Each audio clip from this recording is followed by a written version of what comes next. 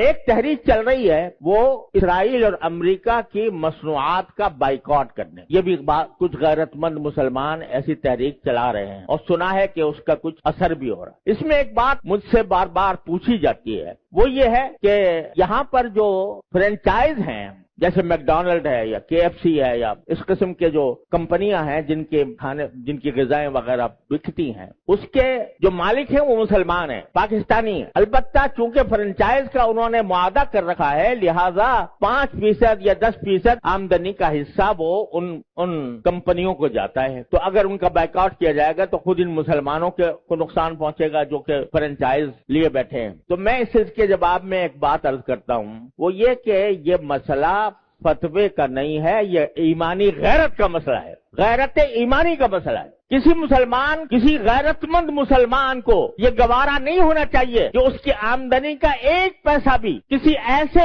شخص کو پہنچے جو اسرائیل کو مدد دے رہا ہے۔ یہ انسان کی ایمانی غیرت کا تقاضا ہے۔ یہ کہنا کہ بھئی 5% جاتا ہے، اب 95% تو ہم کھاتے ہیں۔ ارے بھائی 95% آپ کھا چکے، بہت الحمدللہ، کافی آپ نے نفع بنا لیا۔ اب آپ یہ تو کر سکتے ہو کہ اس فرنچائز کو ختم کر کے اپنا کاروبار شروع کر دو۔ اگر اس کو ختم کر کے اپنا کاروبار شروع کرو گے تو ذرا تھوڑا سا پتہ تو چلے گا ان کو کہ یہ جو ہم دنیا بھر کے اندر ہم اپنی مصنوعات چلا رہے ہیں، دنیا بھر میں ہمارا سکہ چل رہا ہے، اس کا کچھ اثر تو ہوگا۔ یہ کہنا کہ 5% جا رہا ہے ان کو اور ہم نے 5% جا کے کیا اس میں کیا فرق پڑے گا؟ آپ ذرا یہ سوچو کہ اگر کوئی میری آمدنی کا 50% نہیں 1% کسی ایسے شخص کو پہنچ رہا ہو جو میرے باپ کے قتل کی سازش کر رہا ہے، گوارا کرو گے کہ میری آمدنی کا 1% ایسے شخص کو دیا جا رہا ہے جو میرے باپ کے قتل کی سازش کر رہا ہے یا میرے قتل کی سازش کر رہا ہے؟ تو یہاں اس کو 1% اور 2% اور 5% سے ناپو گے۔